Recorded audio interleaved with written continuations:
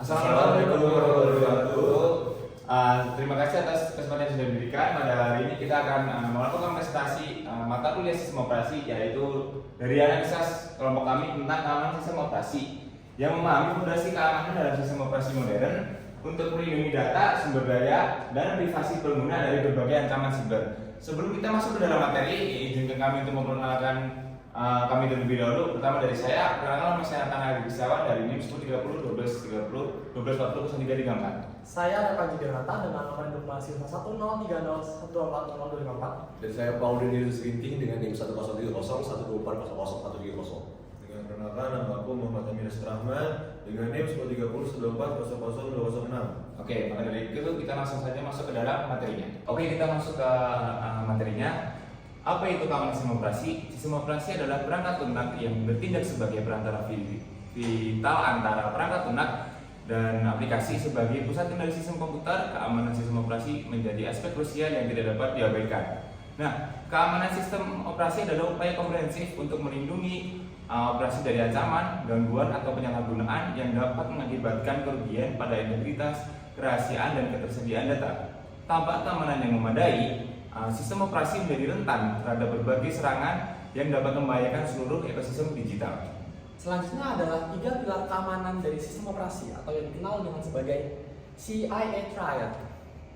Ini adalah sebuah keamanan sistem operasi yang dibangun atas 3 prinsip fundamental, yakni adalah yang pertama adalah confidentiality atau kerahasiaan yang berupa dari enkripsi data sensitif, kontrol akses berbasis peran, dan proteksi sistem informasi pribadi.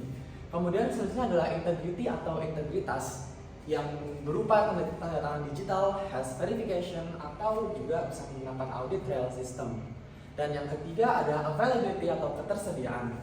Data harus tersedia dan dapat diakses ketika dibutuhkan. Contohnya adalah seperti perlindungan dari serangan DOS, redundancy system, atau regular backup.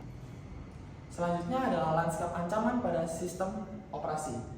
Ada beberapa threat atau ancaman tertentu yang mulai datang dan bertebaran di era informasi dan keamanan sistem operasi zaman sekarang ini. Yang pertama yang paling terkenal dan yang paling berbahaya yakni adalah malware. Malware adalah sebuah ancaman perangkat lunak berbahaya seperti virus, trojan, dan ransomware yang dapat merusak dan mencuri data dari suatu sistem. Malware dapat menyebar dengan sangat cepat dan menginfeksi beberapa bagian dari sistem, menyebabkan kerusakan yang luas dan kehilangan data-data penting dari suatu perusahaan, instansi, atau individu tertentu. Selanjutnya adalah serangan jaringan. Serangan jaringan ini adalah sebuah penyusupan melalui jaringan untuk mengakses sistem secara tidak sah dan mengeksploitasi kelemahan protokol. Serangan ini dapat berupa man in the middle, DDoS, atau eksploitasi kerentanannya untuk mendapatkan akses yang tidak sah pula. Kemudian yang ketiga adalah eksploitasi kerentanan. Eksploitasi kerentanan ini merujuk pada penggunaan kelemahan dalam sistem operasi yang belum dipatch untuk mendapatkan akses yang tidak sah. Ancaman ini sangat berbahaya karena sering ditemukan di perangkat-perangkat yang tidak diperbarui, memberi celah penyerang untuk masuk dan mengambil alih kendali sistem informasi. Dan kemudian yang terakhir ada insider threat. Ini adalah sebuah ancaman yang bukan dari suatu sistem lain, melainkan dari dalam sistem itu sendiri. Yang dalam tanda kutip ini adalah ancaman dari pengguna itu sendiri. Ini sangat sulit dideteksi karena ancaman itu berada dalam pihak yang sama. Jadi kita harus pintar-pintar menseleksi dari pihak kita sendiri agar tidak terjadi ancaman dari insider threat ini. Selanjutnya adalah study case dari ransomware Lockbit 3.0. Ini ada sebuah study case tentang ransomware Lockbit 3.0, salah satu ransomware paling canggih yang menargetkan sistem operasi dari Windows. Serangan ini menunjukkan betapa krisisnya sistem keamanan operasi.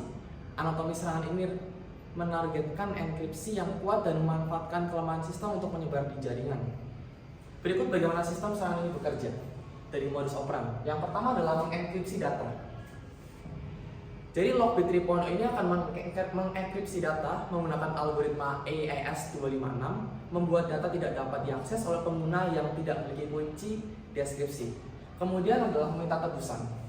Setelah mengenkripsi data, ransomware ini akan meminta tebusan dari korban untuk mendapatkan kunci deskripsi. Kemudian adalah menyetel lateral dalam jaringan. Ransomware ini menyebar dalam jaringan, mencari sistem lain yang rentan untuk diinfeksi lebih lanjut. Titik lemah yang ditemukan para peneliti keamanan menemukan bahwa kunci simetris AES-256 dapat terekspos dalam memori sistem. Hal ini membuka peluang untuk pemulihan data tanpa membayar tebusan. Penelitian ini menunjukkan pentingnya pengamanan memori dan enkripsi yang kuat untuk menghindari serangan ransomware Lockbit 3.0 dan sejenisnya. Oke, slide selanjutnya di sini terkait peran krusial sistem operasi dalam keamanan. Nah, sistem operasi bukan hanya platform untuk menjalankan aplikasi, tapi juga merupakan garda terdepan dalam menjaga keamanan ekosistem digital. Nah, sistem operasi ini berperan sangat penting dalam melindungi data dan sumber daya, serta memastikan juga integritas sistem tetap terjaga. Nah, berikut beberapa peran krusial yang dimainkan oleh sistem operasi dalam keamanan. Nah, yang pertama di sini manajemen hak akses. Pertama, kita membahas tentang manajemen hak akses. Sistem operasi mengelola hak akses pengguna dan sumber daya dengan sistem privilege. Hal ini bertujuan untuk memastikan bahwa hanya pengguna yang berhak yang dapat mengakses data atau melakukan operasi tertentu. Nah, di sini penting untuk memastikan bahwa prinsip less privilege diterapkan, yaitu sebagai pengguna yang diberikan hak akses yang diperlukan untuk menjalankan tugasnya. Tanpa manajemen akses yang baik, sistem dapat rentan terhadap penyalahgunaan dan potensi kebocoran data. Selanjutnya di sini autentikasi dan otorisasi. Nah, poin ini autentikasi adalah proses untuk memastikan bahwa pengguna yang masuk adalah orang yang benar. Nah, sedangkan otorisasi ini menentukan apa aja yang boleh diakses oleh pengguna tersebut setelah masuk. Sistem operasi perlu menyediakan mekanisme autentikasi yang aman, seperti menggunakan kata sandi yang kuat dan autentikasi multifaktor (MFA). Selain itu, sistem otorisasi juga harus diterapkan untuk setiap operasi yang dilakukan dalam sistem. Oke, selanjutnya kita masuk dalam poin proteksi memori dan proses. Nah, poin berikutnya adalah proteksi memori dan proses. Sistem operasi harus melindungi ruang memori proses dari akses yang tidak sah. Hal ini penting untuk mencegah serangan seperti buffer overflow dan injection attack yang bisa merusak integritas sistem. Nah, dengan melindungi memori dan proses secara efektif, kita dapat menghindari banyak serangan yang sering terjadi pada level contohnya pada level aplikasi maupun software. Nah, selanjutnya logging dan forensik. Terakhir, logging dan forensik. Aktivitas sistem perlu dicatat secara detail dalam log untuk keperluan audit, monitoring, dan investigasi. Jika terjadi insiden keamanan, log yang terperinci akan sangat membantu dalam proses forensik digital, sehingga kita bisa mengetahui dengan pasti apa yang terjadi dan bagaimana cara mengatasinya. Tantangan keamanan di era modern. Meskipun sistem operasi memainkan peran penting dalam menjaga keamanan, tantangan yang dihadapi juga semakin kompleks di era digital saat ini. Nah, berikut ada beberapa tantangan utama dalam menjaga keamanan sistem operasi di era modern. Yang pertama, kompleksitas sistem. Sistem operasi memiliki jutaan baris code yang membuatnya lebih rentan terhadap serangan. Kompleksitas ini juga yang membuat proses dari audit itu menjadi lebih sulit. Nah, sebagai contohnya, perubahan kecil pada sistem dapat mempengaruhi banyak yang berbeda, menciptakan celah yang dapat dieksploitasi oleh pihak yang tidak bertanggung jawab. Nah, selanjutnya evolusi ancaman. Nah, selanjutnya kita menghadapi evolusi ancaman yang bisa dibilang sangat cepat.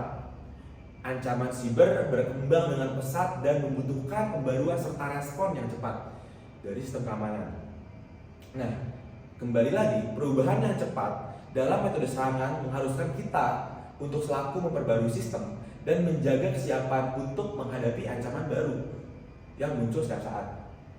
Nah, di sini selanjutnya tantangannya adalah kesadaran pengguna. Berikut adalah faktor dari internal lagi, kesadaran pengguna. Nah, poin ketiga ini kurangnya pemahaman tentang praktik keamanan yang baik. di kalangan pengguna seringkali menjadi titik lemah terbesar. Nah, meskipun sistem operasi memiliki banyak perlindungan, tanpa kesadaran dan partisipasi aktif dari pengguna, misalnya dalam memilih kata sandi yang kuat atau tidak, mengklik tautan yang mencurigakan, sistem tetap rentan terhadap ancaman. Selanjutnya, langkah-langkah praktis mengamankan sistem operasi.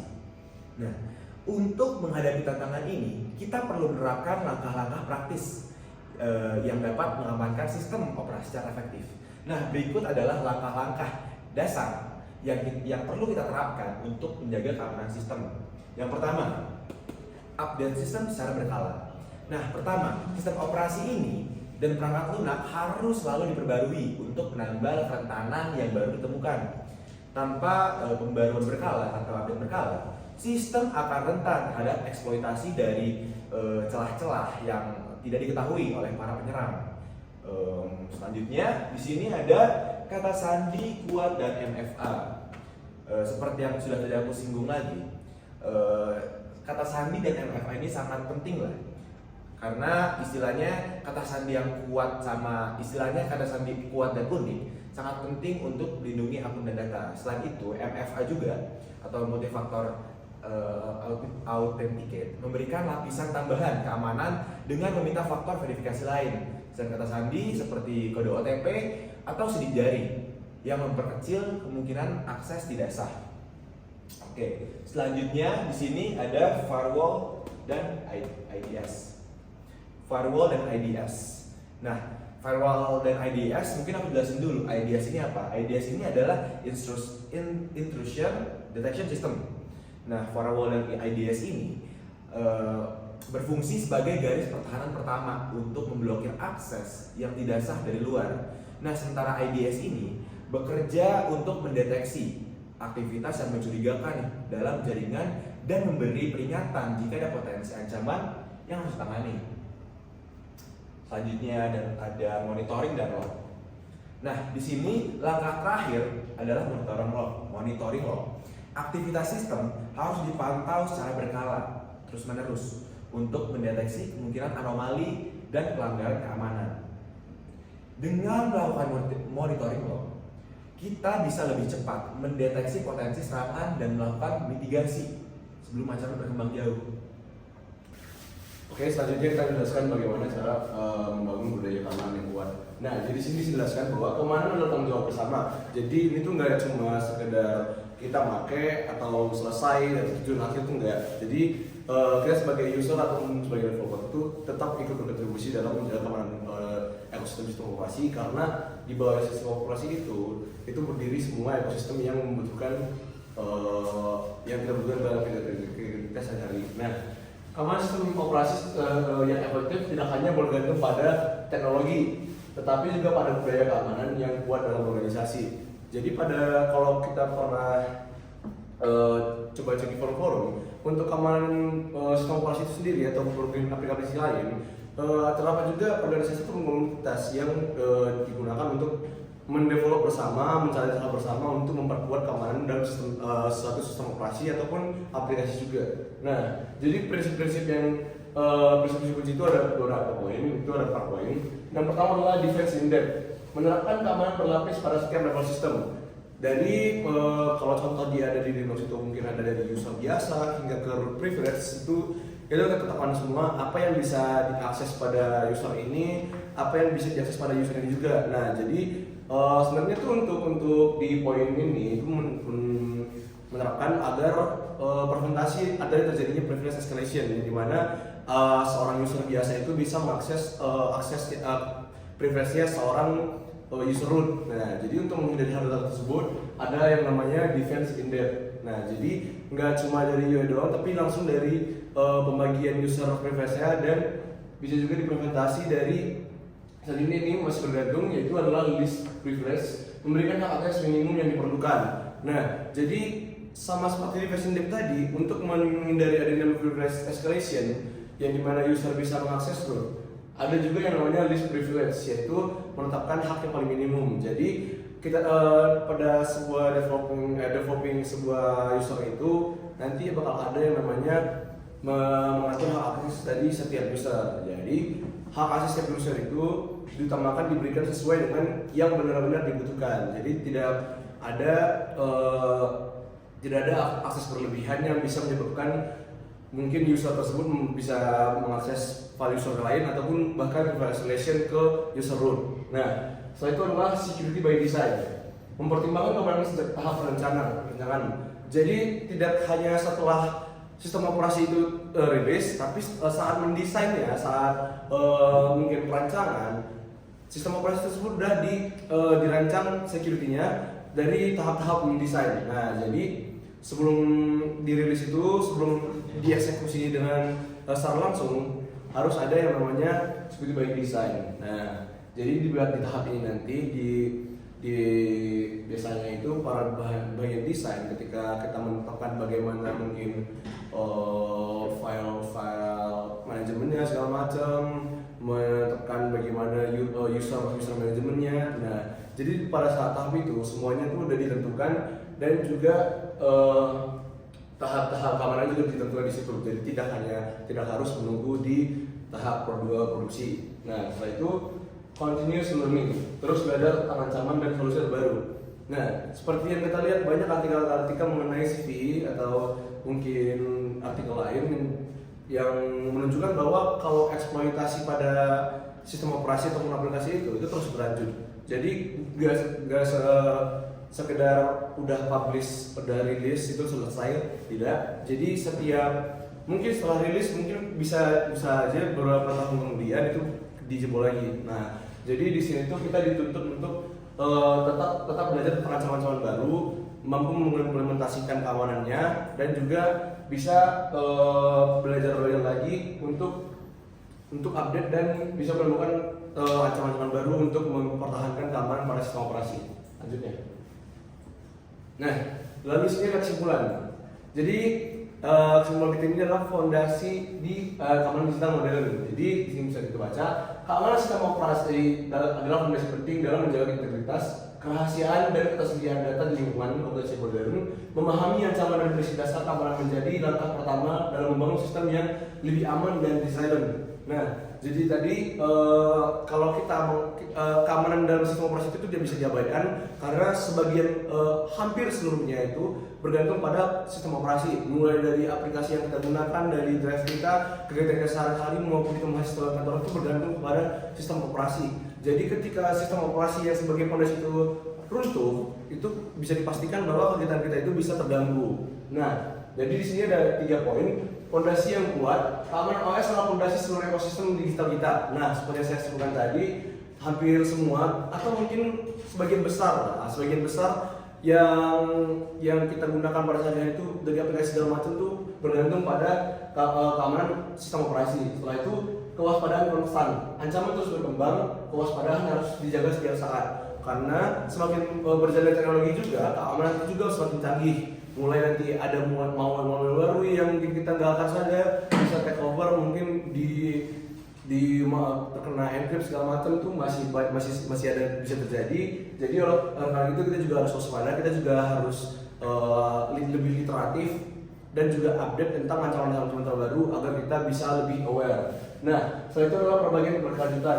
Keamanan adalah proses, bukan tujuan akhir. Jadi seperti yang disebut sebelumnya, setelah ada sistem operasi dirilis, dia tuh nggak cuma sekali uji keamanan. Nah, karena teknologi bakal terus berkembang dan juga ancaman-ancaman terhadap teknologi itu juga akan terus berkembang. Jadi oleh karena itu keamanan itu nggak cuma akhir, tapi kita harus tetap selalu waspada, tetap selalu aware dan selalu bisa memprevensi berbagai jenis serangan. Nah, jadi sekian yang dapat kami sampaikan. Terima kasih dan sampai jumpa.